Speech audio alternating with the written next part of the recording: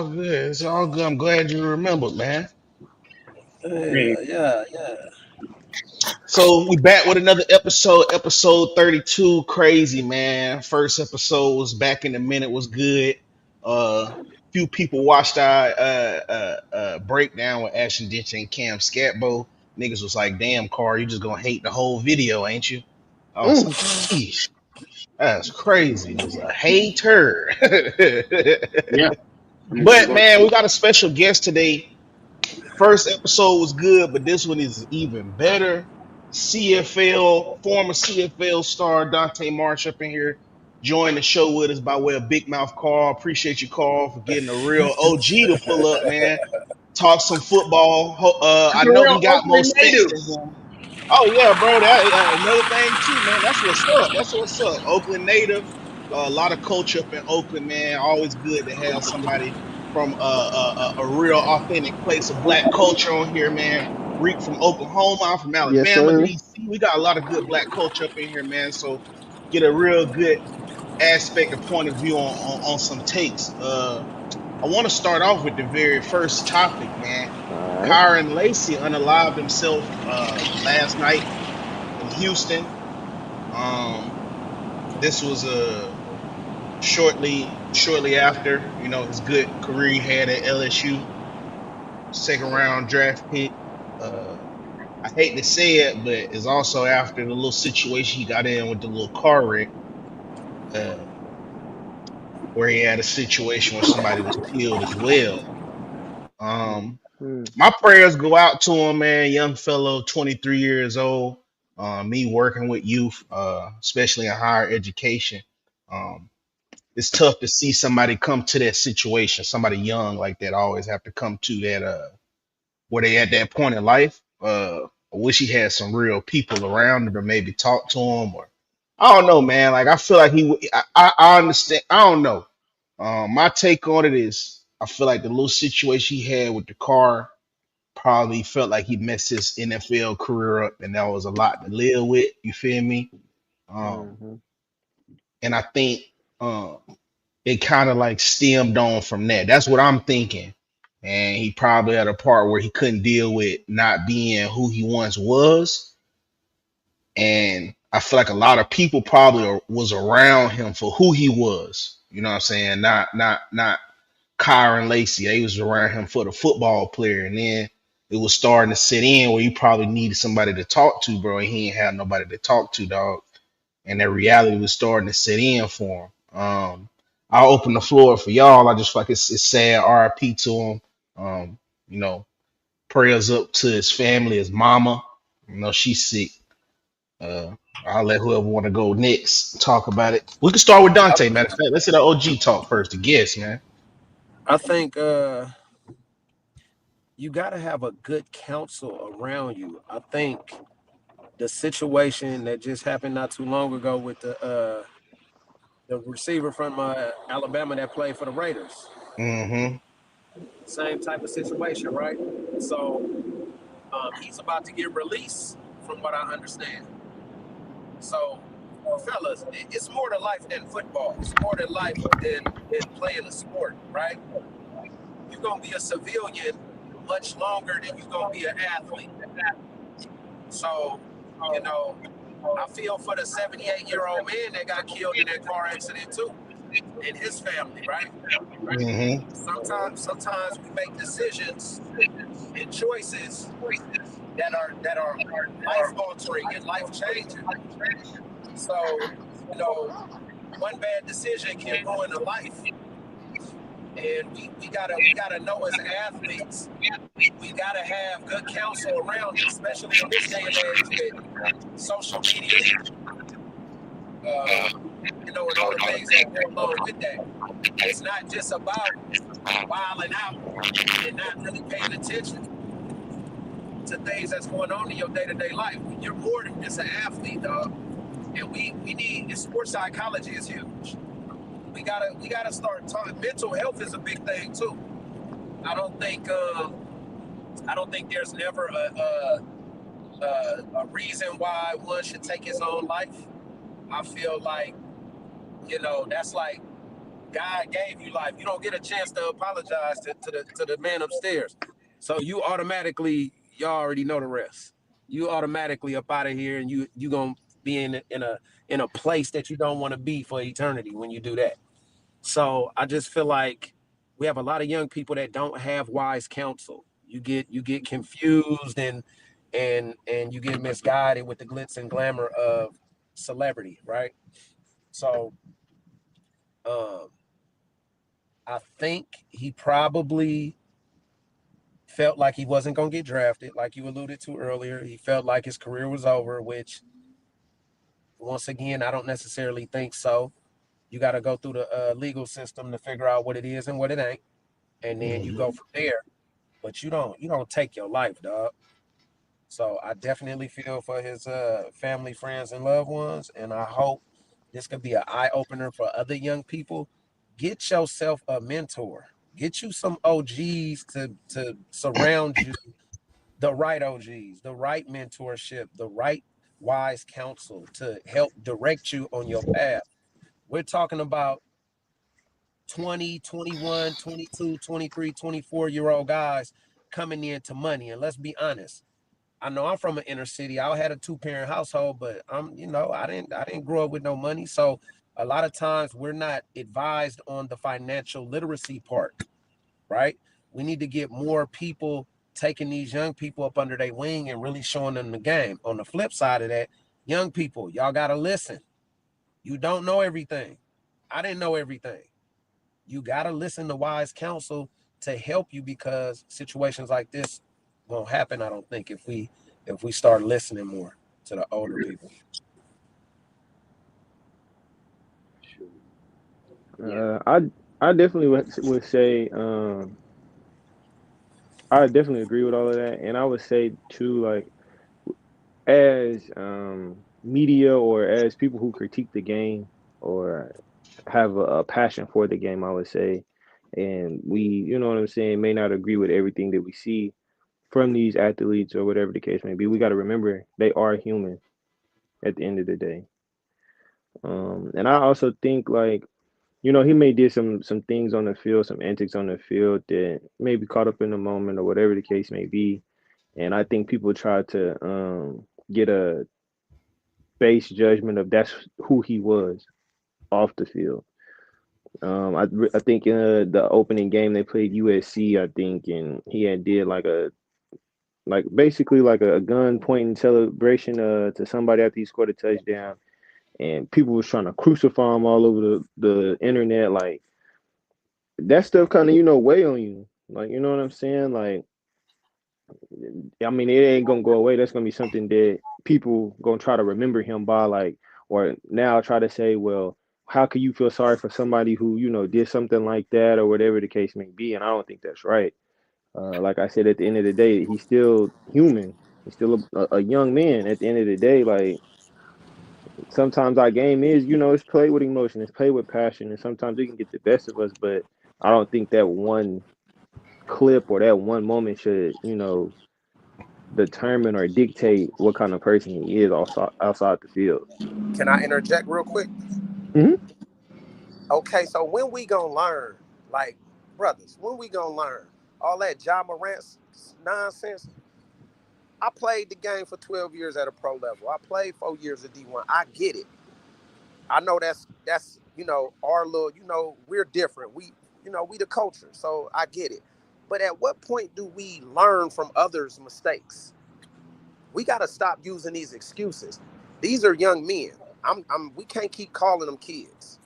I call my students in high school I teach. I said, I want to treat y'all like young adults. That means y'all got to act like what? Young adults. When you act like you in third grade, I'm going to treat you like you in third grade. That's just common sense. We have to learn. Y'all got to remember, once again, this thing are always, race ain't going nowhere, fellas. It's been here since the beginning of the time. We know the game. We got to play. We got to learn how to play the game, right? So Hmm. I'm not saying you lose yourself, but if we know we gonna get fined and we know we gonna get ridiculed for making gun gestures, why are we still doing it? That's insanity. That's like doing the same things. I agree with you. We shouldn't be we shouldn't be written off for one mistake. However, why are we still? It's too many people making the same mistake. We got to learn from others. That's once again, older people. Hey, young blood, I did X, Y, and Z back in the day. I wouldn't do that. You get what I'm saying? And I'm not Definitely, being negative. I'm just keeping it real. no, I definitely agree with you. But I think my question would be, do you think it's do you think it's more OGs willing to do that, or do you think it's more OGs that's saying like, oh well, I don't, recognize where the game is going, so I'm hands off with it. Repeat that question one more time. Well, because people, as far as basketball, football, at least, you got some OGs just like, well, I don't like where the game is going. I don't agree with like, how the game is being played or whatever. And instead of giving back, the knowledge and things that they've learned outside of the game, they just hands off with it and don't really want to touch or get involved with the up and coming kids, or not kids, but up and coming young men to the league. They'd rather just I be like, disagree. I disagree. There's multiple. I've had conversations with some Hall of Famers. Matter of fact, and here's the thing. We've tried to talk to them. There's people that's trying to talk to them. What they gonna say? Oh, old head, oh, unk. Come on, bro. At some point, you gotta humble yourself. Humility is a beautiful mhm. trait to have, right? I'm not saying all young people are like that, but the majority of this younger generation, they don't want to hear nothing. They think they know everything. And when you try to help them and guide them into the right situations, they they don't want to listen to you. So I'm tired of young people saying the OGs failed us. No, you're not listening. You're listening to respond with but, always having a rebuttal versus using them two things on the side of your head and listening.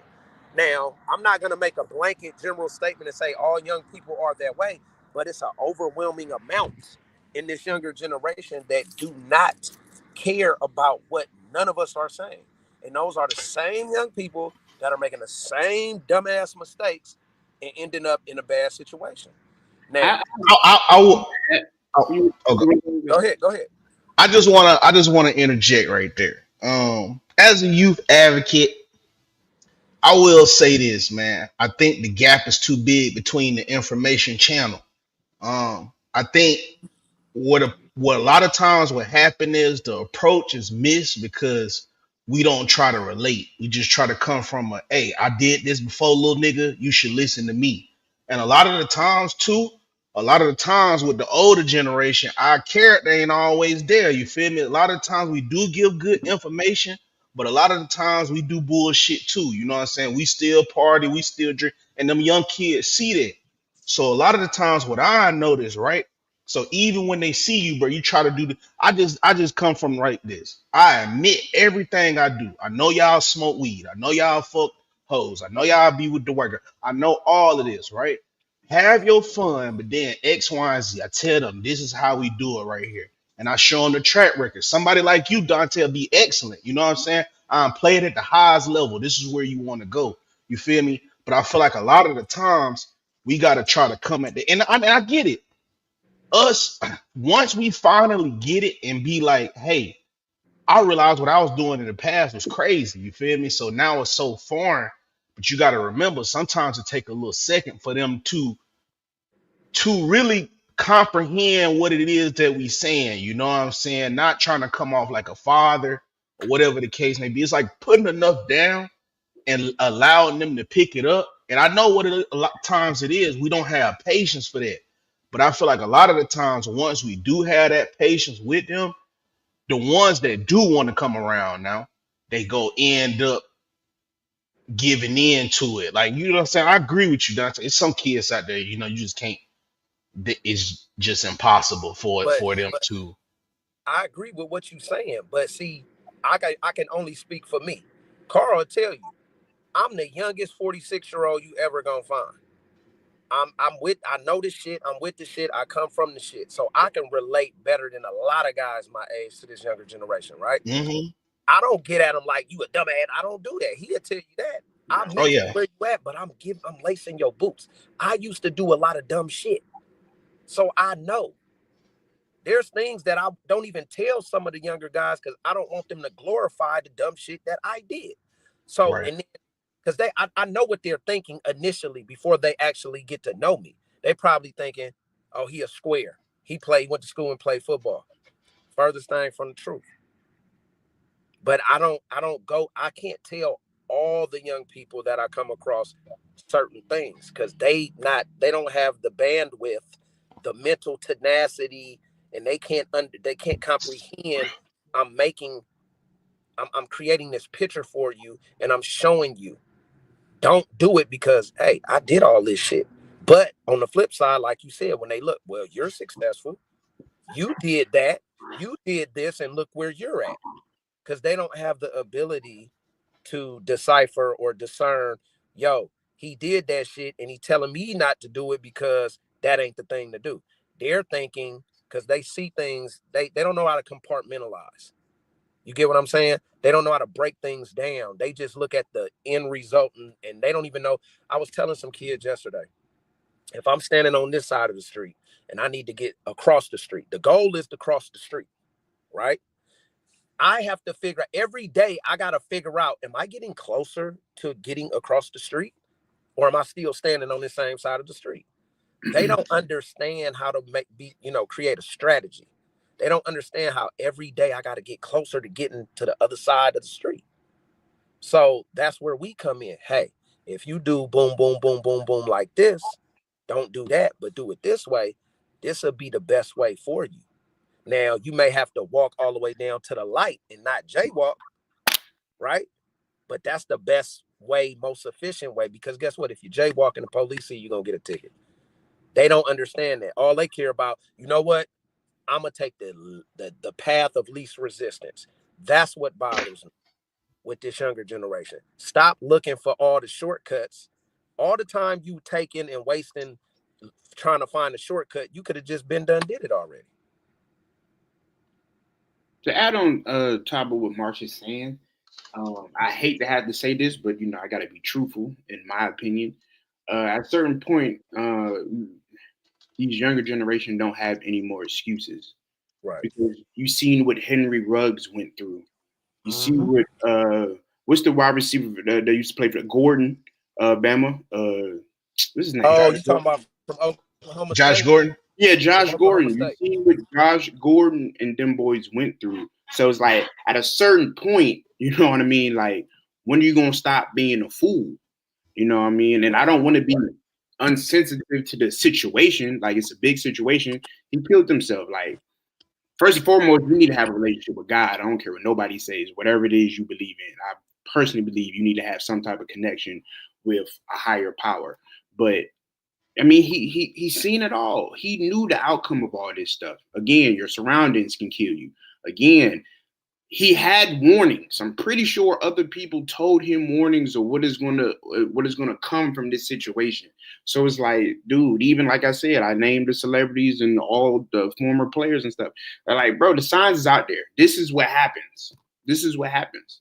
So it's like, I don't think he surrounded himself with proper young men that were determined to be in the best successful situation. So it's like, I feel it. It's a tough situation, but at the end of the day, you still got to take accountability on his part of the burden. So it's like, man, like, you've seen it. You've seen, like, how many times you're going to be a fool and make the same mistakes. The Bible says a wise man learns from fools' mistakes. A fool never learns, only learns from, well, I forgot the quote, the darn thing. But yeah, a fool only learns after his mistakes or something like that. But still, bro, it's like, man, look, it's a tough situation, hard pill to swallow. But there has to be some type of accountability instead of all of us just crying and boo-hooing, et cetera, et cetera. Because, again, No kid deserves death threats though over something that he may or may have not done though. But that is true. No kid does deserve death threats. But I mean, he's still somewhat a celebrity. He's a popping star. That's what. Not a celebrity, bro. He's a college student that played for LSU. D1 athlete. Like, I'm pretty sure D Marsh got death threats after dropping an interception in the game. That's a part of it when you It's play not on the a platform. it's not the same death threats you would get for allegedly killing a white man that was a Marine, bro, especially in America. Like it's not the same type of death threats. I'm pretty sure he's okay with those death threats, but the death threats he was getting was involving him and that old man getting killed, which he, from the reports, his lawyer said he didn't do it. So all of this is just speculation that he did do it, but he still was receiving death threats from people about it. Hey, like I said, it's a tough situation. I wish he didn't kill himself. I wish he would have just played it out to see how it went. But I mean, it's tough. I mean, shoot, when that pressure get on you, shoot, you see what you built for and what you're not built for. I just wish he would have surrounded himself with better people. Because at the end of the day, whether he did it or not, you're still a victim by association. I mean, you're still, a part of it, even just by being by your surroundings. So I'll say this. It's messed up. It's unfortunate. I'll move on. I'll go ahead and get to it. Nico and Tennessee call it quits after Nico wanted to up his NIL deal from 2.4 million to 4 million. This was Show me after the a money. past season where the Vols went 4-2. Nico did not go to spring training, spring ball, participate in spring ball, as he renegotiated a new NIL deal. Show me the money. hey, I gotta hear Mark's opinion on that. Yeah, go ahead, OG. Okay. So there's two parts to this story. Um, I talked about it. He personally knows the kid, so he said that's a lie. Um, you know, y'all know, like I know, coaches, when you make a decision, right, and it goes against the management or the system, y'all know what time it is, right? They're gonna paint you out to be the villain. You get what I'm saying? Now, I'm gonna say this. I want all the youngsters to get paid. Shit, I want reparations from when I was in college. But on a serious note, yes, you want the young guys to get paid. However, you're creating a situation that's not healthy for the locker room. You get a guy that comes in, right, fresh out of high school. You have juniors, sophomores, seniors, red shirt freshmen, red shirt sophomores. Some of them guys been there 5 years already doing dirt, like really putting on and putting in work for that program. You have a guy fresh out of high school that has not played not one single down at that university. How is he getting $6, $7, $8 million and he has done nothing for that program? You're going to cause problems in your, because I know, like I said, I train and coach a lot of players. There's some of my guys that were at, I'm not going to name the college, but he was like, dude, he got 2 houses, he got a car, he don't come to practice, he smoke weed, he do this, he do that. And that's why you seeing some of the behavior of these young men. Once again, it goes back to this. You have to have wise counsel. For those who don't know, it ain't like all these players just say, "Oh, I'm jumping in the portal, and I'm hopefully I get picked up." That's not how this works, ladies and gentlemen. The portal works like this. There's a lot of conversations with coaches at different programs prior to a young man jumping in that portal. You damn near could say it's tampering, right? But that's what it is. You get a third party person that is not even an agent. He's just looking at the PFF. Y'all know what the PFF is, right? Mm-hmm. Okay, so we'll do this example real quick. I'm just a dude. Let's say I'm just a dude. I don't know you from a can of paint. You're at Washington State. All right, Carl, you at Washington State. I go and get on the computer and do all the research and look at everything in college football. Oh shit, this guy named Carl is second in the country in the PFF at corner. So then I go on my own behalf, I start contacting colleges. Hey, I got this corner. He's currently at Washington State. If you offer him $350,000, he'll transfer to your school, right? Then when they say yay or whatever, they give me the number, I then call you and tell you, hey, this other school want to give you $350,000 to transfer. That's how that stuff work, y'all. It's like, and then I'm gonna take 20% because I done did a little. I'm a little handler, and I did the deal. This is how college football is going to shit. Right now, on the flip side of it, I don't agree with somebody playing and they already getting $2.4 million, and they're gonna say they're not showing up to spring ball practice because they want $4 million. I don't agree with that. I don't. Now, however, we don't know the flip side, what the negotiations was behind closed doors. That's the other thing. So I also don't appreciate coaches who are getting paid a shitload of money who could leave at a drop of a dime and go get more money at another school without no repercussion. And nobody bats an eye to that, right? So it's two sides to the story.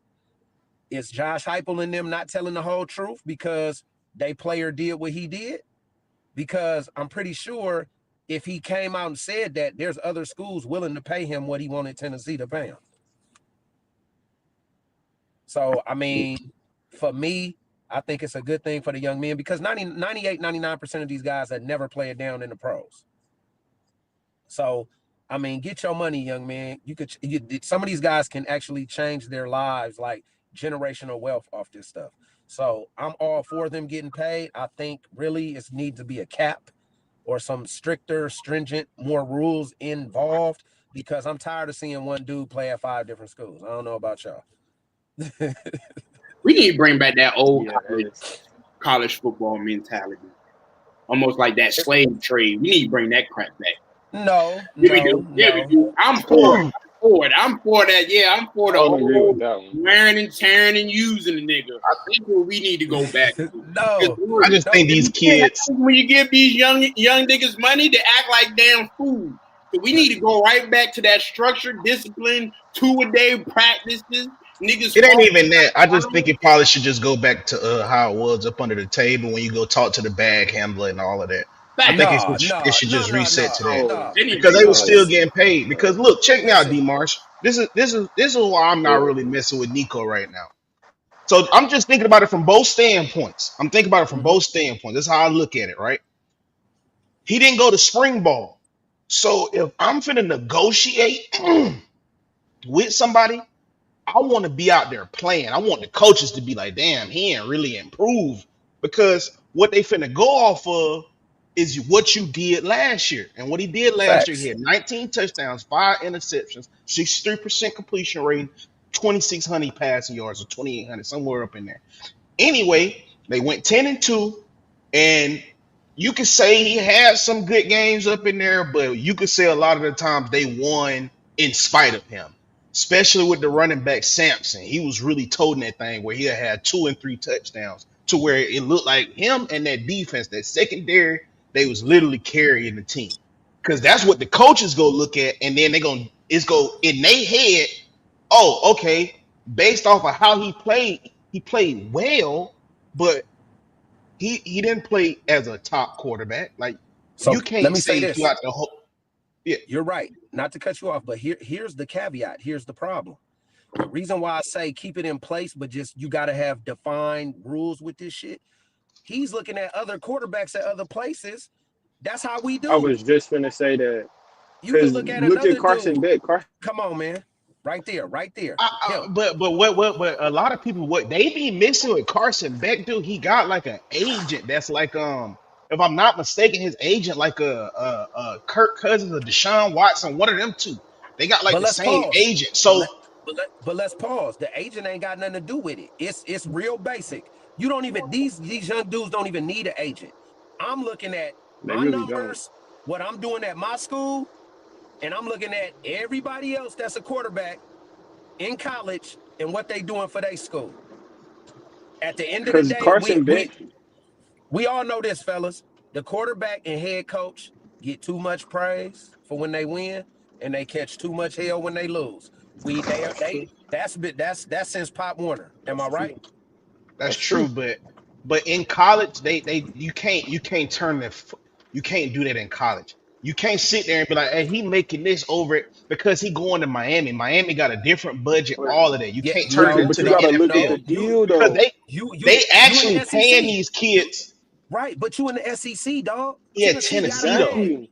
they got Tennessee a got a bag, bag. but Tennessee historically is y'all kind of young. In the late 90s, Tennessee was them. Yeah. I'm They trying to surely tell they you, was. was cool. they got money. They got But I'm money, Like talking bro. about The late Florida. 90s, schools, early I'm talking about 2000s. they ain't got Miami money though. yes, they do. Shit. Listen to what I'm saying, dog. Y'all got to remember the school Yeah. ain't paying these kids. It's a third Mm-mm. party entity Outside paying them. source, yeah. It's a third party. That's So what I'm what I'm Because saying, saying. You think they you got the think money. you think they You know got how more many? money than little buddy that used to pay 2001 what's my dude name, the data miner dude Y'all missing a point. listen, They go out and find. Okay, prime example. The big time quarterback that just came out of high school that flipped to Michigan. Wasn't he going to LSU yeah, at first? yeah. Barstool Sports put up 5 million though. Listen, a billionaire that's dating some young chick that graduated from Michigan put up that bag. So my point is, he ain't got nothing to do with the University of Michigan. You go Mm-hmm. find the school is not paying it. So here's what I'm saying, fellas. I want the people that don't know to know.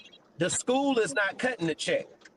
Right. There's a NIL collective that has nothing Yeah. to do with the school that's paying these young men. So my point is, if I play corner and I'm looking at all the other corners in college, and I'm saying that's what we do, even in the pros. Hey, I made all pro. Hey, I had 8 picks. Hey, I had 18 PBUs. Hey, I was whoa, whoa, whoa, whoa. I'm comparing my stats to the guy that's making the most money, right? I don't need an agent. It ain't rocket science. Hey, I'm just as good as Buddy. He making 4 mil. I'm making 800,000. We need to close the gap. At least. It's common sense. So until you put rules in place, we're going to continue to have this. I'm not mad at the player because I don't know what was said behind closed doors from the coaching staff or the NIL collective. So he just said it. You looking at Beck. He making X amount of dollars. Carson So if Beck, I'm a starting Carson Beck, quarterback and I play, Carson Beck's deal right now is worth 4 million, but he has a chance to make 10 million outside with sport, like pretty much other people like sports likemen. So whoever want to give him a deal. So like if Toyota or Chevrolet or whoever down there in Miami say, hey, we'll sign you to another $5 million if you know what I'm saying, in a free card. Well, he got the opportunity to do that. So he gonna have the 4 mil from whatever he signed plus another 5 mil. Or whatever he want to sign with another entity. So So this is why I just got to keep pushing back, bro. I feel what y'all saying with Carson Beck, but this was arguably one of Georgia's worst teams they had in years. On top of that, on top of them 2 pass rushes they got, their secondary is mid. They ain't got no type of receivers. They can get no separation. And literally everybody even says this collectively. If Carson Beck does not hurt his shoulder, Georgia's playing in the national championship versus Ohio State than somebody else. So y'all finna sit here and tell me that him going over to Miami, arguably a pretty better team than what Georgia had this past season outside the defense. And you finna sit here and tell me that Nico played just as good as him when Nico just got destroyed. He got that's not destroyed up there at Ohio State. you can't look. Listen, you can't what look the You at it like numbers that. say? but the numbers You just gotta. say you just got destroyed. Yo, very last game before you asking me for some money, bro, you get destroyed. But can Yo, I say come What? on. something? He was already. Listen. He ain't. This is why I say I can't. I'm kind of in the middle because we don't know the truth. If Right. he would, We he said don't. the last time they talked to Buddy was in January. So my whole point is, I'm gonna tell y'all some real shit. Okay. These coaches and this upper management, this ain't the old days, fam. Y'all making billions of dollars off these athletes, and y'all are getting all the money, but y'all not playing. A lot of these dudes will never play a down in the NFL, CFL, UFL. They won't. That's just the truth. So if I'm putting my body through the same shit 4 years of college that I will be doing for the next however many years at the pro level, I need to be compensated. A degree ain't enough. Let's keep it real. That's been the bullshit narrative they've been telling us for a century. Well, you get your room and board paid for. Okay, I'm a slave. Well, they house slaves. They feed slaves. Do you think the labor out is let's look at it like this. If they go to a BCS bowl, right? Let's say it's 24 million or 31 million that bowl game grosses. All I get is a funky ass sweatsuit, a bag, some tennis shoes, a video game, and $1,000 per diem. If y'all just made 30-something million off the game, and we're the ones out there scoring the touchdowns, making the tackles, getting the interceptions, are you serious? So I'm for the players getting paid. It just needs to be structured, because he's not wrong for looking at Beck and saying, well, shit, he getting $4 million. I need to get more money. But Beck he put up 4,000. Like, that's what I'm saying. Like, can you at least give me 4,000 yards? No, I'm agreeing with that. But if was a fifth, we all be drunk. We can't say what Beck would have did at Georgia if he didn't hurt his shoulder. That's still an unknown. What I'm saying is, I'm at an SEC school. I went 10-2. What I just say a few seconds ago, I get more praise than I deserve when we win. I get too much blame when we lose. Didn't I just say that? Mm-hmm. So just like, okay, Purdy. Y'all think Purdy is a top 3 or a top 5 elite NFL quarterback to where he can't go to another team and do crazy numbers. No, he's a great quarterback. He's a great quarterback for the San Francisco 49ers organization. Exactly. I'm not saying he's trash. I'm saying he's a very good quarterback for that system. I don't think he can go to the Browns and take them to no Super Bowl. No. Hell no.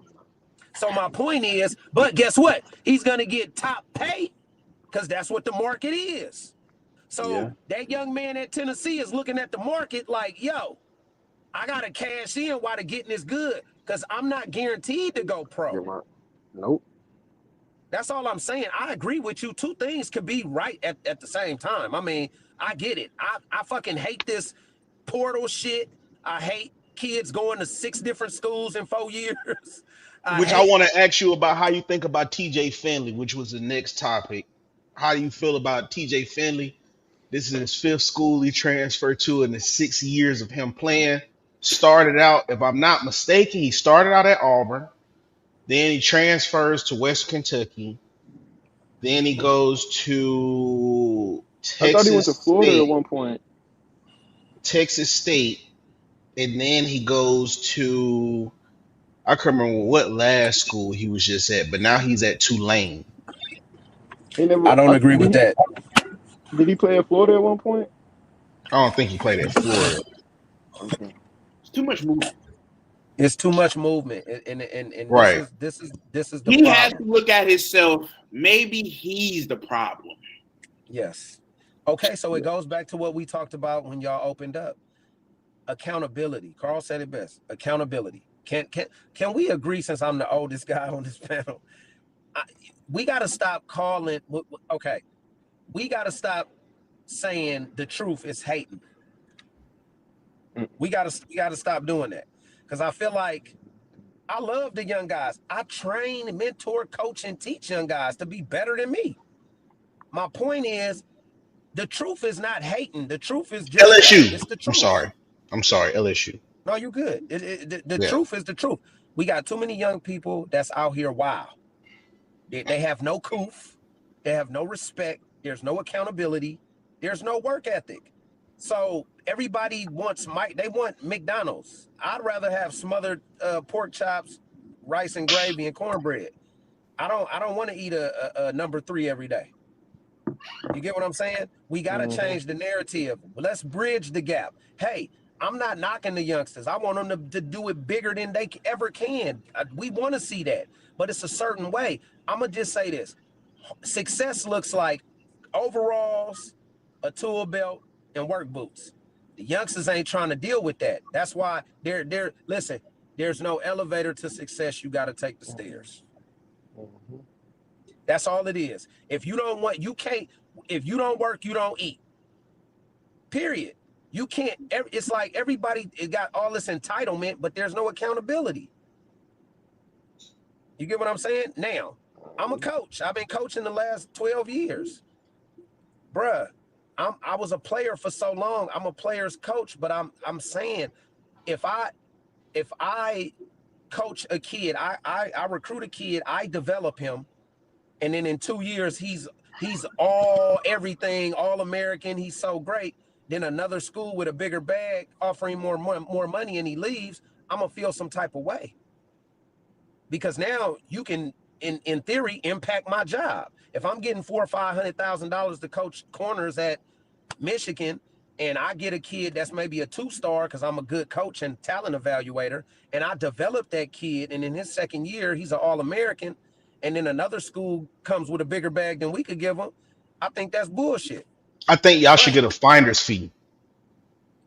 There should be some type of finder's fee attached to that.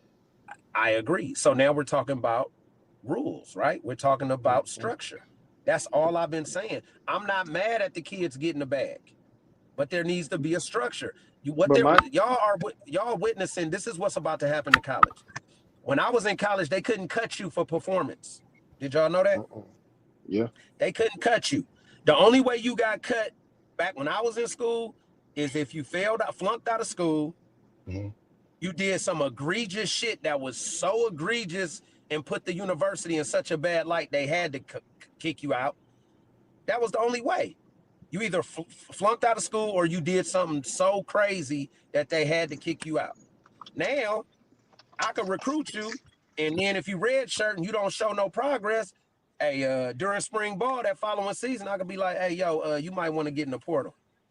Now, if we understand that, are you still knocking the player for doing what the player doing? Because the coaches got all the power, or they used to. So that's my point. I think the young guys should be compensated well. They should have the full autonomy on how their career go, but there just needs to be a structure and some rules in this thing right now, because you need to have a salary cap. So then it's fair for all the schools have fair. Because here's my thing, guys. Everybody should have a fair shot to recruit the same kid, right? So if we put a salary cap in place, because let's just keep the shit real. It's no longer amateur sports. It's always been a feeder league for the pros. I mean, I don't know why people, oh my God, where the hell you think the pros get the players? From the colleges. So we need to put in a salary cap. And they make it easy for them. They put them on prime time ESPN. They make it easy for them to get scouted. Yeah. So we get a salary cap. Hey, every school, what, 20 million? $30 million that they only can use 30 million. Yeah. And now you won't have young men jumping from school to school to school because they chasing a bag. Hey, if I know I can only make 2.5 at Tennessee, and if I go to Alabama, I'm making 2.5, I'm gonna transfer without chasing money. I'm gonna transfer for the right situation. So I think that's just my little 2 cents on that. Well, my question is, so why is he leaving for the money, or is he leaving because what's his reason for leaving? TJ Finley, I have no clue. Like, I feel like at this point he need to leave for a need money, or something. He need to go to work. Is he because he don't want football to end for him? Like LSU, Auburn, Western Kentucky, Texas State, Tulane. He might be chasing a bag, bro. Because now the way it's set up, college football is pay for play. So I play. Hey, Carl, let's say you the head coach at Sac State. Hey, I'm gonna play here one season. You know that, and I know that. I need 50,000. All right, boom. Then next year I'm gonna go play at Illinois for 100,000. I think that's what's going on, dog. Yeah, pay to play. Get the money. Pay to play. That's why I say we need to go back to that slave mentality of college football. They getting too comfortable in this mud, man. We need to start going right back to them days, them tour days, niggas dying on the football field for not drinking enough water. We need to go back to them days. Those days brought structure and discipline to niggas, bro. And they had no choice but to go to class and go to practice. But you still don't want to get paid. Can you imagine telling the coach you're not going to spring ball because you ain't getting no money?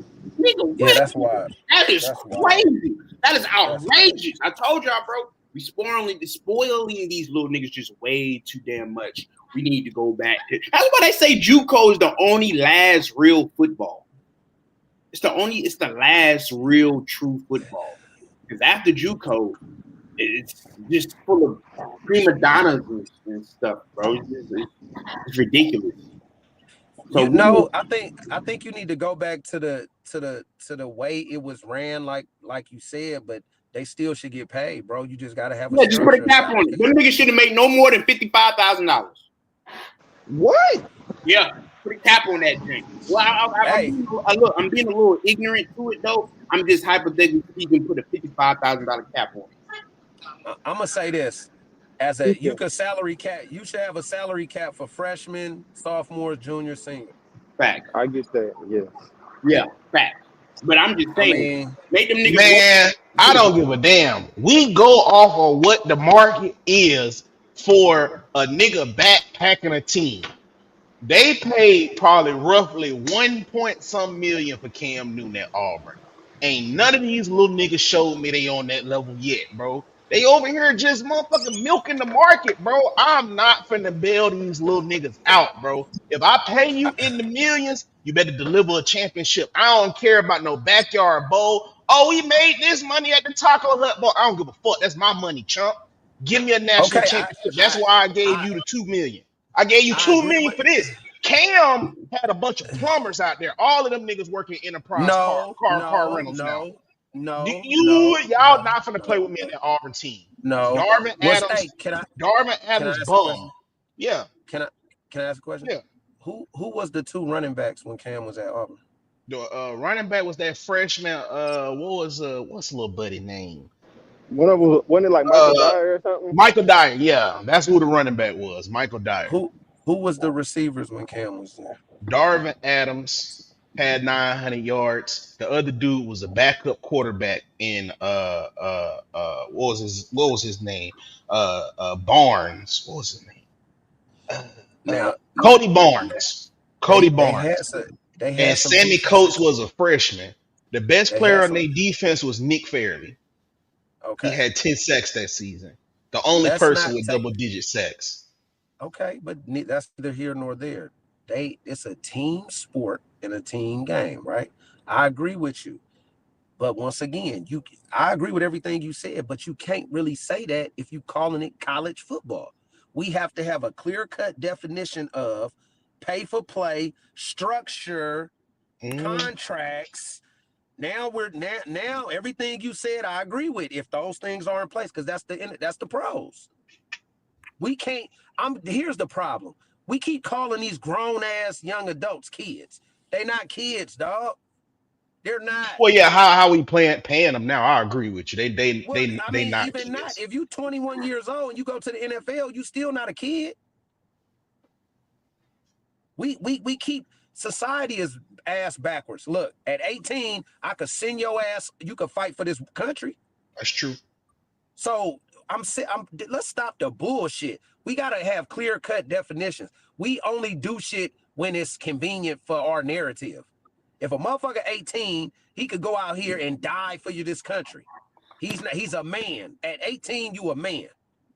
So let's stop calling them kids. Now, there needs to be some accountability on the young man's side. These athletes, there needs to be accountability. Whoever is advising these young men is dead ass wrong. And here's the other thing we got to think about. The same people that are advising these young men, they stand to make 20% of that bag. It's not a 3%, like a standard 3% for an NFLPA registered agent is 3%. These street agents, They not registered agents. They getting 15, 20% off these kids. So that's why these kids is getting all this bad advice. I mean, these young adults. So let's call it what it is. We need a structure. We need a salary cap. So here's I all I'm agree with saying. all that, but OG, If you get a salary cap, you really think go Nico ahead. worth 2.4 million? You personally, as a That's coach, you think he worth? I don't care what what people think the market is. Like, but do honestly, you think after this Purdy? past season, Do you think Purdy worth 40-something million a year? but the NFL is a whole different, like, it's a whole different But it's setup. not. Like, It's not. That's my whole point. But it's not. because the reason why I say it's not, they not relying on a magical person to donate millions of dollars to the program. Because what if that magical person is fed up with the program? Now I don't get nobody. But in the No, NFL, the no. consistent thing is gonna always be that $200 million salary cap every year. Listen, You know that's guaranteed. listen to what I'm saying. It's not a magical person. You're talking about schools historically that got the bag. That's It's true. not one person. That's why it's called an NIL collective. They're gonna go find 4 or 5 different people to make up that collective. What? Because the school's not paying it. Of course, yeah. The schools could pay it. They got their okay. Think of it like this. Tennessee stadium sit over 100,000. Mm-hmm. I don't give a shit what their record is like. That stadium damn near full every week. You think they giving away all them tickets? Oh no. Okay then. So they making money, dog. So my point is this: there's money regardless, because now this is what the schools this is the game now. So everything you said is correct. Two things can be right at the same time. I agree with you, but you can't say that and then say, no, well, we wait. Nah, well, it's a different. No, it's not, because now if I could cut you because I don't think you made no progress or your performance is lacking, that's no longer amateur sports. I'm saying, because I'm using that scholarship as leverage.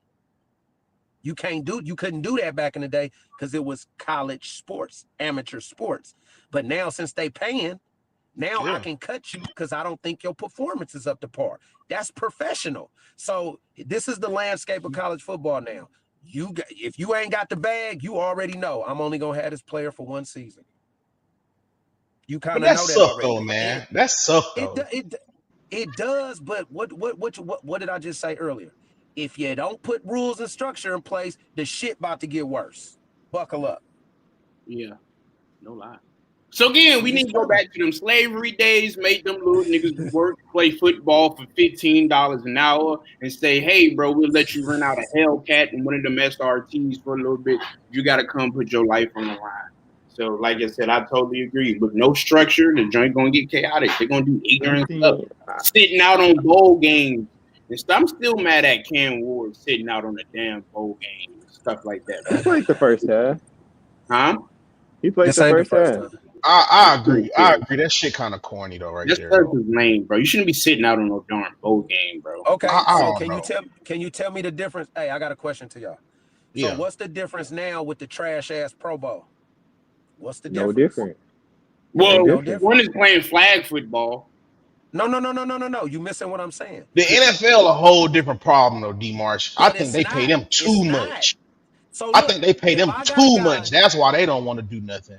No, but it's the same setup. If I got a guy that's been getting a bag and he's slated, okay, let's use Travis Hunter and let's use Ashton Genty right now. They go to a bowl game and they go out there and blow their knee out. That's true. But those guys get to take they get to take what you calls though. Let's look at Willis McGahee.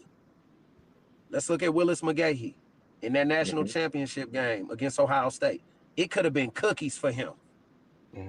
Fortunately enough, you had a team that had enough faith. Buffalo had enough faith in him to go ahead and draft him in the first round. Everybody ain't gonna do that.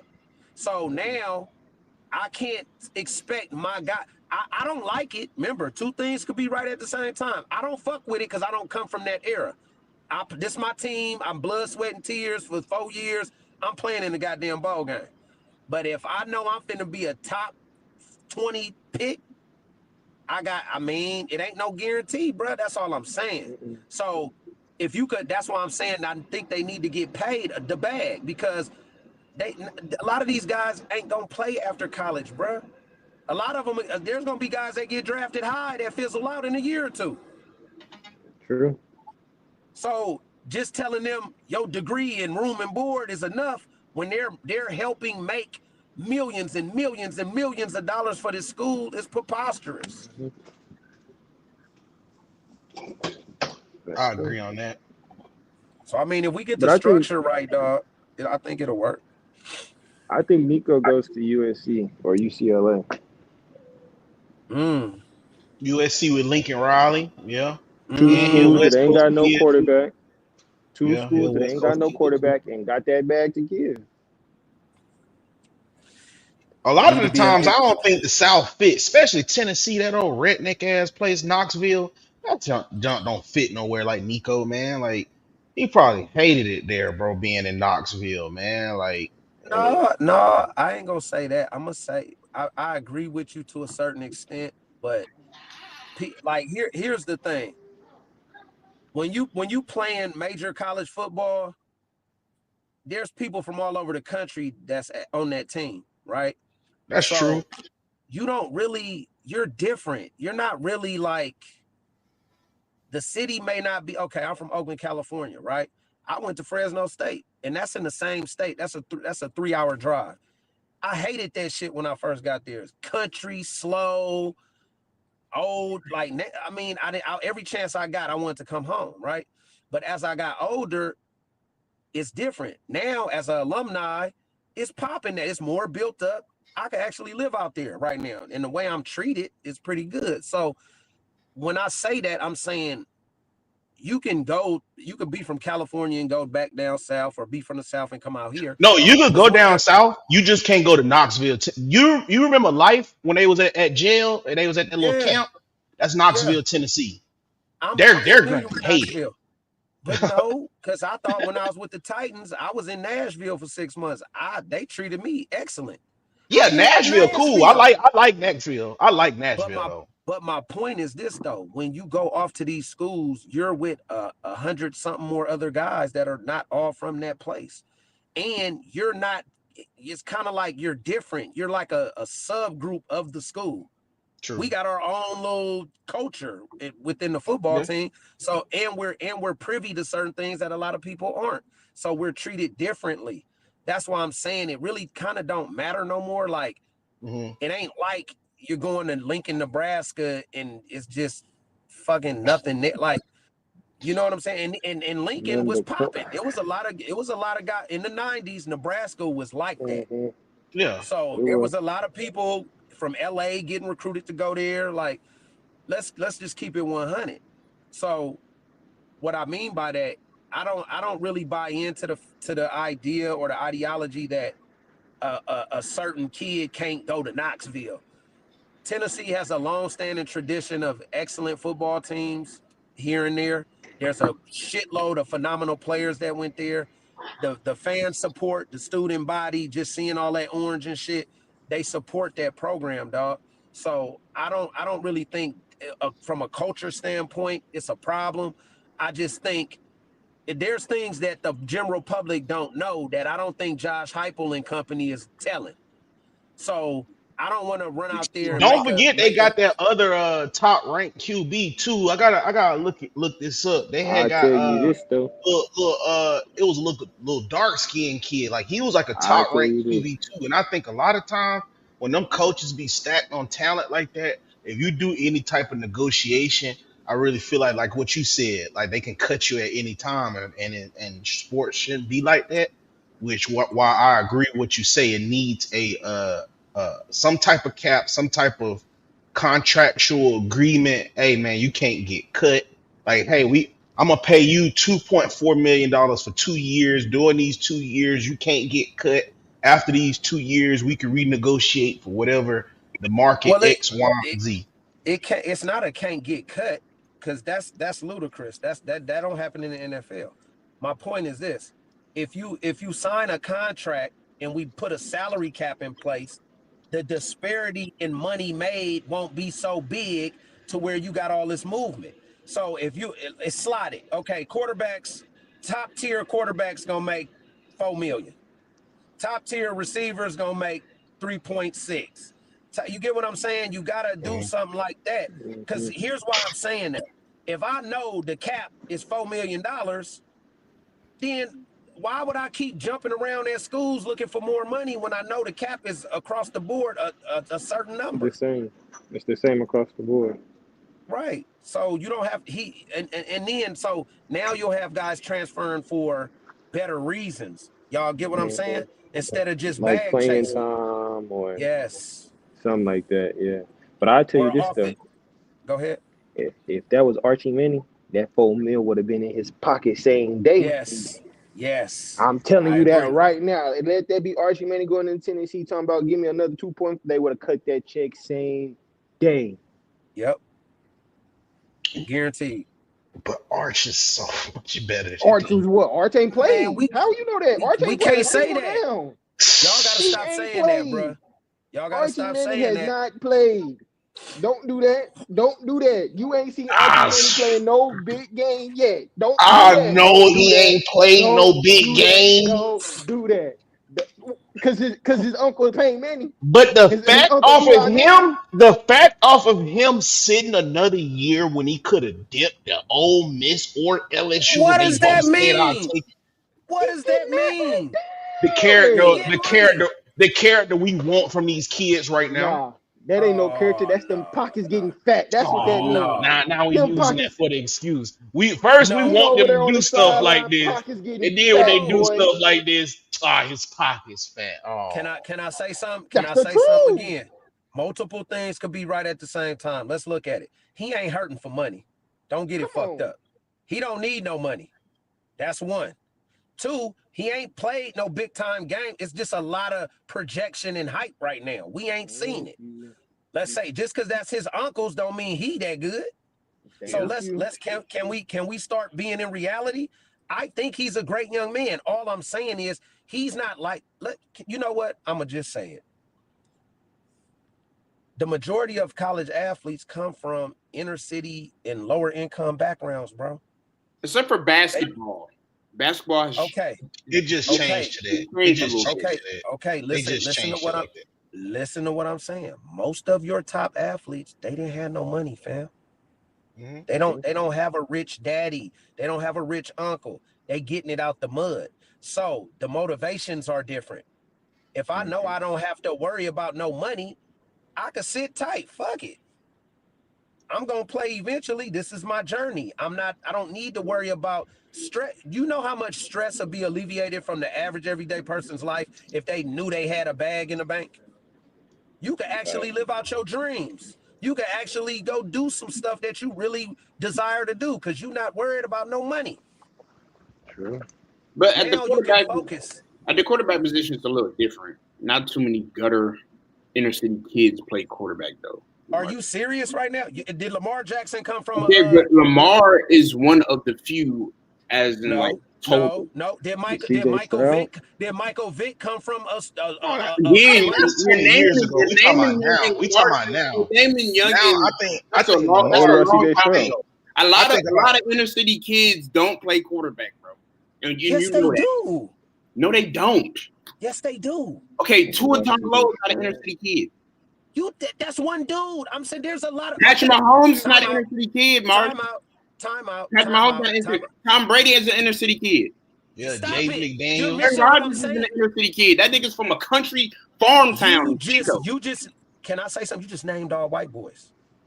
Okay, well, I mean, you can name the black. Jay McDaniels, Kyler Murray, Kyler Murray, Jalen Daniels, CJ Stroud, Bryce Young, all them boys. That's why we like Lamar. Let's be honest. That's why we like Lamar the most because he's not like none of them.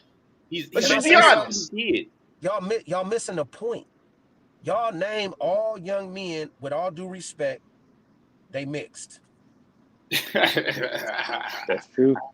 Can we true. stop it? Y'all know That's when true. I said inner I city. agree with you right there. True. When I Wait, said inner city, Jalen Daniels isn't mixed. Yeah, he he's is. not. But he's from LA. He had a mom that. Can I finish it? Yeah, He's mixed. He ain't rich. I said he's mixed. He light skinned. Yeah, I throw him in that category. You're right. But that's not neither here nor there, because I'm not the darkest person. My daddy was light, right? But my point is this: when most of the athletes, you listen to what I'm saying. Generally speaking, when I say inner city, we've done better for our kids than our parents was able resourcefully to do for us. Yeah. So what I mean by that, hey, I grew up in the inner city. My son didn't have to grow up the same way I did, but his daddy is from that. So understand where I'm going with this. The actual child may not be born and raised in that same environment, but they daddy was, they mama was. You get what I'm saying? So some of those things will still be instilled in that young man. What I'm telling you is you just ran off Mahomes. His daddy played Major League Baseball, and he's a light bright. You can't use that example. No, I use Lamar Jackson. I'm gonna use Lamar Jackson. Shador is an anomaly. He's not an anomaly. No, exactly. That's why I said he's an anomaly. His daddy is Deion Sanders. He don't count. Cam he raised Moore, him right though. Yeah. But he got all the money. He got all the money. He does that. Brother. So my point is, Deion came from the hood. Y'all get where I'm going with this? Yeah. So that's my point. Cam Moore, what's his background financially? And isn't he inner city kid? No, he's from Texas. He's from Texas. When I say inner city, when I say inner city, fellas, understand. Probably went to public school for sure. Cam Moore. Let's say okay. Let's say that. Let's say urban area kids. Okay, because I mean, y'all, when you start talking about country, y'all think y'all missing what I'm saying by inner city. No, I know what you mean, and that's what me and Carl getting at. A lot of them is private school kids. Like Lamar might be the only one. But you know why? Went to public school. Talent. Because of their talent, dog. A private school saw that and was like, bust him over here. That's the difference. But they're not private school paying. Does that make sense? I don't know. CJ from Rancho Cucamonga though. Okay, Cam Ward is from the outskirts of Houston. He went to West Columbia. So that's outskirts of Houston. Okay, so can we not agree to say this? Because I have some personal experience. I ain't gonna put nobody's business out there, so I keep their names anonymous. There's some hood guys that's being assisted with transferring to schools. Let's say that. So those are still inner city kids. You can't say they went to private school. There's kids that go to Gorman. There's kids that go to Gorman in Vegas. There's kids that go to Mater Dei in SoCal. They ain't got no money.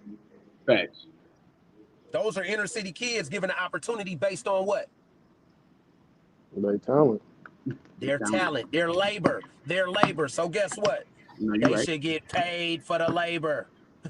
Get paid for the labor. So I'm gonna ask you this: would you go out? I'm gonna say this: if somebody was paying you $1,000 an hour to go pick 6 hours of cotton, would you do it? Hell yeah. Shit. I'm going I'll be a $1,000 nigga. Listen. I hate to say it, boy. I hate to say it. Hell yeah. Don't hate to say it, because listen, we have to take the negative connotation off of that. Here's what I'm saying. I have a bachelor's degree and a master's degree. If somebody was to say, Dante, on the weekend, Saturday and Sunday, would you come work in this cotton field and I'll pay you $1,000 an hour for 6 hours so 12 hours at $1,000 an hour? You goddamn right. I'm out there.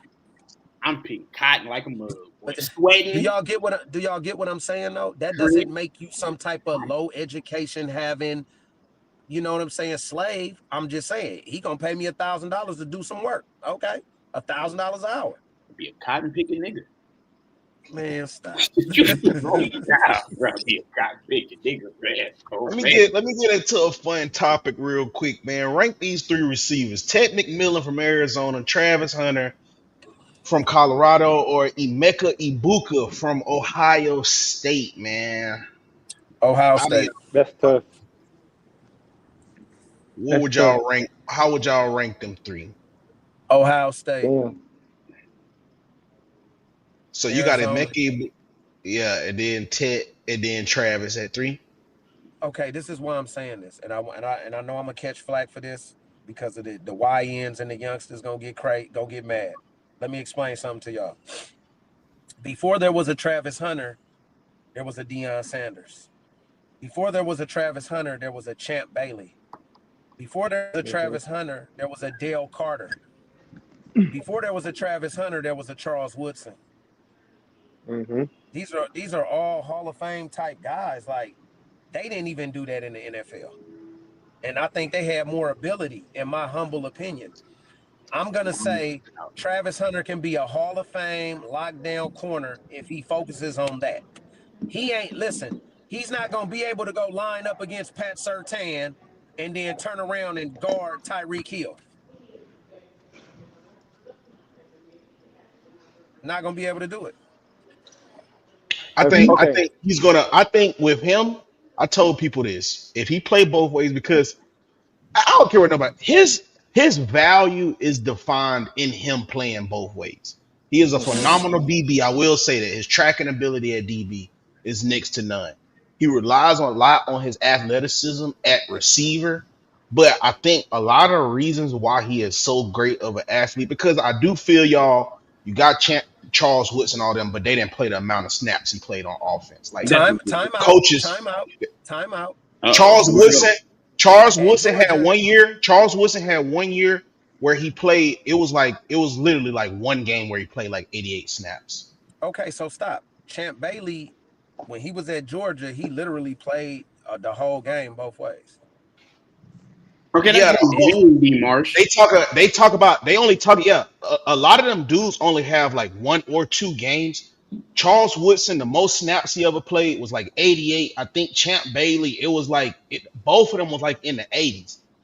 Travis alone, his first game on national TV, he played 157 snaps. Like that alone. Like so that one okay, game alone, he destroys Charles Woodson and Champ Bailey. I but tell but people his but his performance don't though. but the reason why it does, because he might not have give you the best, but he's giving you top five numbers Can at both positions. can I say something? And I'm a Now, Travis Hunter fan. no, I agree. Now, I will agree with you 1,000% in the NFL. You can't guard Tyreek and then be guarded by Jalen Ramsey. But what if he go to a team where, hypothetically, I'm not saying he's gonna go this low, but hypothetically, if he went to the Broncos, you got Pastor Tan on the other side, and then they finna get another receiver on the other side to where you're just not focusing on Travis. You see what I'm saying? Because Pat Surtain is finna check the best receiver. You know he traveled, so he gonna But check the no, best receiver, and but why? Travis can still be Okay, so Travis. no, because why would I draft a guy that high to still have my guy track? No, they gonna be he don't need to track. He over there, you guard him. He over there. I'd rather have two shutdowns than one. If that's the case, why is we drafting him so high? But I mean, that's still work though, because if he was just a lone cornerback by himself, right? He's gonna get abused to where, hey, Jalen, when he go on offense, you go check him, and then on the defensive end, since he's the lone DB, hey, Reek, we gonna send you on the street just to But get this him tired. listen what I'm saying, dog. Charles Woodson at Michigan. Go. I see y'all No, young. he was not. Go No, he nice. I know he go was. I trained with Seawood. Dude, Travis is nice, but he ain't that good. Is the guy I'm talking about. I'm just being honest, bro. And this dude did this on ABC every Saturday against Ohio State, Michigan State. Like he was in the Big Ten doing this. And it was no question he was gonna win the Heisman. What he did that year, he ran punts back. And here's the thing that made it harder for him. Every time C. Wood lined up on offense, he was getting the ball. Either a reverse or a slant or a screen or something, and he cribbed it. Now, he was phenomenal. When he got to the Raiders, he had a couple little plays here and there, and guess where he ended up focusing on? Straight DB. I'm telling you, there's guys that I think were better physically that couldn't do it. And I'm not knocking I just, dude, that next level is different. You're not playing North Dakota. Agree. You're not playing Washington State. You're not, y'all get what I'm saying? You're playing the best, the most worst NFL team is still an NFL team, bro. Look at the Cleveland Browns. You mean to tell me he gonna be able to do work on Denzel Ward? No, not no. No. Nope. And I think if he focuses on, he's a good athlete. He can return punts. Yes, I will sprinkle some packages in for him, but you need to focus on corner, dog. I don't really see him being this. He not no AJ Jefferson. He's not no Chase. He's not none of them dudes. He's a very athletic guy, I think. And I think that's what helps him playing DB is his ball skills. I don't think he's going to be able to do the professional. He's going to suffer. What if he got up to 215 or 210 pounds? No, it don't matter. He's going to suffer. When they played Stanford, he was getting that work. Yeah. That number 13. Yeah. You ran out of gas. Well, you're gonna run out of gas in the league. You think if you run out of gas against Stanford, you ain't running out? It's a different ball game. That little receiver 6'4", 230 pounds though. He would have got. You think you're gonna get in the league? You got DK Metcalfs. Come on, dog. We got to stop making these excuses. Let's be real. He's a phenomenal athlete. He won the Heisman. He was one of the most electrifying guys in college. He did damage in college. You're not doing that same shit in the league. I'm telling you now.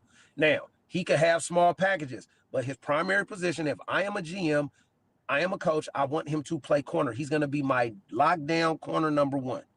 That's what I'm drafting you for. Depending on where you go. Yeah.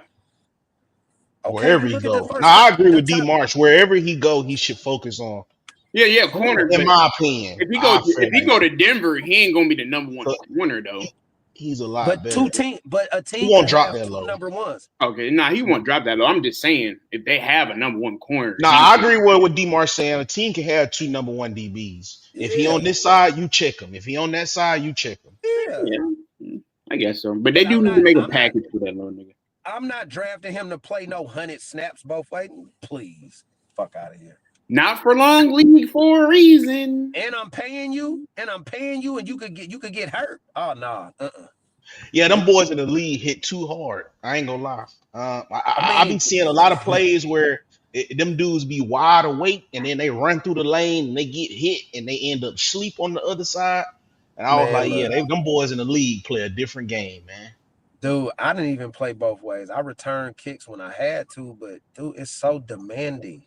You're covering the other team's best athletes every play. It's difficult, bro. At that level, it's just it's not. It's very difficult. That's all I'm gonna say. It's I agree. Difficult. Well, I mean, I'm just saying I agree with you. You got more of the experience, but you know, I interview a lot of pro athletes as well, and just the shape what them boys tell you they have to be in. A lot of the times when you talk to a lot of the best players, they talk like they, still trying to prove themselves and make the team, which is crazy to me. You know what I mean? Like, it's never enough for them boys. So I can really see in a league like that, a lot of them dudes is competitive like that. That's nice. What you think, Carl? What you think about the 3 receivers? Ted McMillan, Emeka Egbuka, Travis, where you rank them? Me, myself, personally, I like Emeka, then Travis, then Ted McMillan. Travis, Emeka, then Ted. I gotta go. I don't see how y'all rank Travis so high when he ain't even in the top 7 in stats. No, that's that. Well, March for me, it's in the that's an emotional opinion because Travis is born in May. I'm born in May, so I'm going with the May baby. No, I'm just saying. I mean, Yeah, I'm just telling you. It's I'm a just I'm just being. I'm a Travis fan. I'm just saying. Trust me, I want him to do all that shit. I just the guys I named, I think were just the best, and they couldn't do it. Quick question. I know, Bam, this is off topic, but I gotta ask the OG this question. So, March, you seen a Yes. lot of older women preying on young athletes. What is Ooh, your good topic. opinion? What is your opinion on that? I want you to break that one down to me. How do you feel about these young, big-breasted, big booty, older IG models preying on these young niggas? Like, you know what I'm saying? Like, who what's the freaking uh Edwards, the Anthony Edwards and all the Zion and all them boys. It's more them hoop stars, more so them football players, but So They need some accountability because Anthony Edwards has his fourth child with his fourth baby mama. So I don't know. Let me know how you feel about that, OG, because I got mixed feelings about that. I don't have mixed feelings. Once again, when we first started having this conversation, we talked about accountability, right? Hmm. And we talked about having mentors and allowing the young guys, allowing some OGs to get in their ear and actually listen. Big word with an L, listen, right? So Hmm. in this era of social media, y'all know these are known hoes. They're whores. Why do you even entertain them? We know who Brittany Renner is and was. We know who Superhead is and was. Now with social media, you could see these kids, these young men grow up fantasizing about these bras. And they finally get a chance to knock them down and they end up getting trapped. That's their fault. And I hope they have to pay all their money to them. Because you're a stupid fool. Because you're not being held accountable. It's not a mistake. You willingly went raw and did that. So now you got to pay. So it's just a hustle. And I think these athletes, once again, they do a symposium in the NFL. When you have older guys, like when I was playing, we would have young guys get on the team, and we would let them know, yo, this one is that, that's this, that's that, that's this. But I mean, ultimately, they gonna do what they want to do, right? So I don't feel bad for them. Y'all, I don't have mixed feelings. I feel like if I tell you the stove is hot and you still go touch it, that's your bad. Hmm. nah. What's y'all opinion? I mean, I don't feel bad about it neither, but I'm gonna say this about the Travis thing real quick. Are we grading Travis on just receiver, or is we grading Travis on his ability to play both ways? Somebody got a lot of background noise. Yeah, you got too much background there. But nah, March, how I feel about it. I mean, like I said, young niggas getting horny, they getting to the money, they idolize them freaky ass women, and they don't know how to control their hormones. But then again, shit, bro. Every kid's fantasy is to play in Candyland, ain't it? I But you gotta, understand, but you but gotta realize your ass can get a cavity or a missing tooth. yeah, That's what you know what I'm saying. But yeah, it's crazy though. It's kind of weird, but I just don't like the double standard of when an older man goes and talking to a younger woman, and the man gets clashed for that, especially an athlete or somebody. But when older women go prey on younger men, is what I'm saying. There's no repercussions or no one speaks about it. You know what I'm saying? Like I don't okay. know. So let's go back. Let's go back to it. What's the big word with an A that we've been talking about?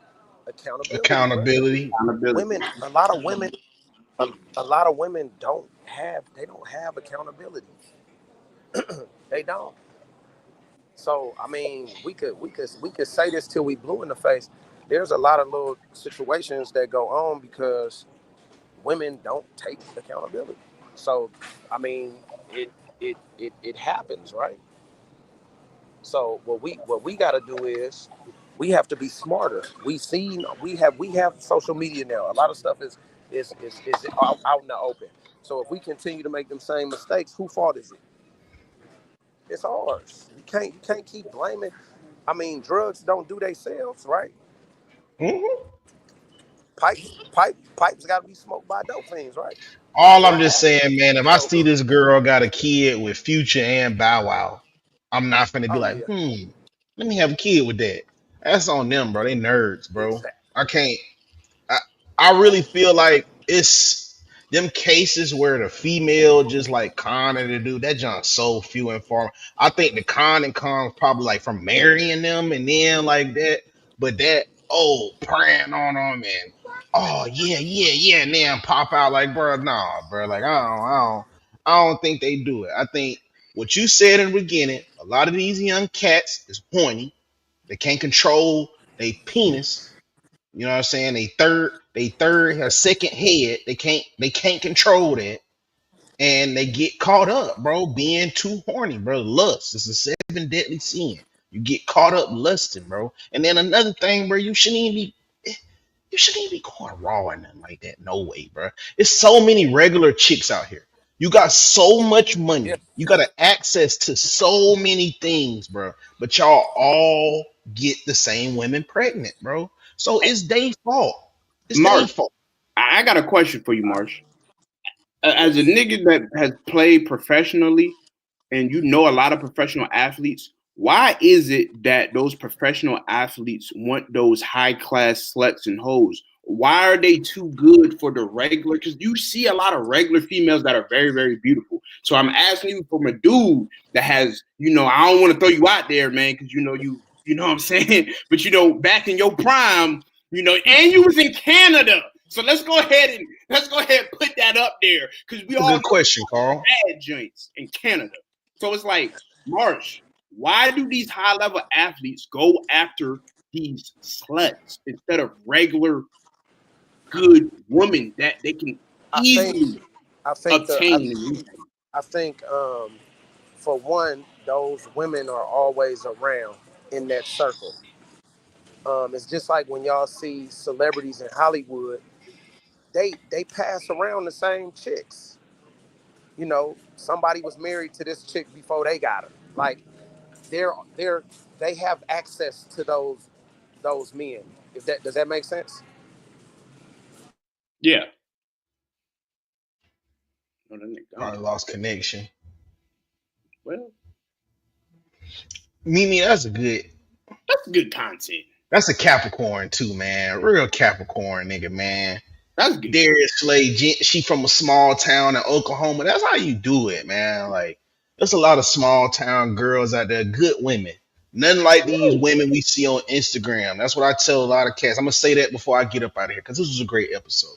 I want to say this, man, because at the end of the day, even though we talk shit about the ladies, I talk shit out of them for the love because I want them to do better. But for the most part, I am realistic about this shit.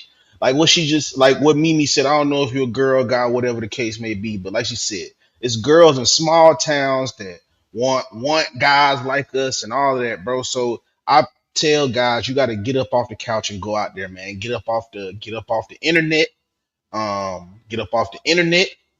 Stop looking at these podcasts because a lot of them men don't have women either. Um, and just get out there, bro. Journey. Go through life. If you go to another country, cool. If you stay over here, cool, bro. But just get up out there, find females. Stop looking at the shit that everybody telling you is pretty, man. Develop what you think is pretty for your own. Carl can agree with this. There's some girls that I think look good, Carl wouldn't touch. There's some girls that Carl think look good, I wouldn't touch. Wait, nigga, you don't like big women? But that's okay. That's okay. You got your type, I got my type. But at the end of the day, bro, we get out there and we find what we like, bro. We find what She ain't fit us. 280, she ain't a And lady. another thing too, fellas, like would like you. That's the best advice I can give. Wait, fellas, go get y'all a woman that go to church and read the Bible, man. There ain't nothing wrong with I'm talking about a good church-going woman that's covered up, prays, fast, drinks water, knows God, spiritually filled with the Holy Ghost. Get one like your mama and them. You know what I'm saying? Because, What if my mama was a prostitute? Not that she was, but I'm just saying hypothetically. Jesus hung around Mary Magdalene. They can be changed too. You know what I'm saying? But I tell people this all the time. There's only been one man that was able to change a hoe, and his name was Jesus. I'm not him. But like I said, man, just go get y'all good church going woman that prays with you. Yeah. See, my mama used to put that holy oil that right there on my forehead when I went to bed. A lot of these women gonna go, they won't even pray over you while you sleep, man. They go grab that phone and go through that mug. Damn, they're like, damn, baby, you ain't gonna pray over me. You know what I'm saying? Oh, you caught cheating. We need to change the vernacular, okay? I cheated. Cool. I'm glad I did it. It showed me how much I love you. You know what I'm saying? So we gotta change that vernacular. Don't, oh, you cheating. You're overreacting. It's spring. Smile. Easter Sunday is coming. Easter Sunday's came. Happy Palm Sunday. And like that, we out. Appreciate y'all pulling up. Till next week. Next Sunday, we'll be back at the regular time, 11 p.m. Eastern, 8 p.m. on the Pacific. Until then, we out. We'll be back next week. Film study. We're doing TO. We're doing TO and we're gonna do TO and Randy Moss. We out, baby. We out. Peace.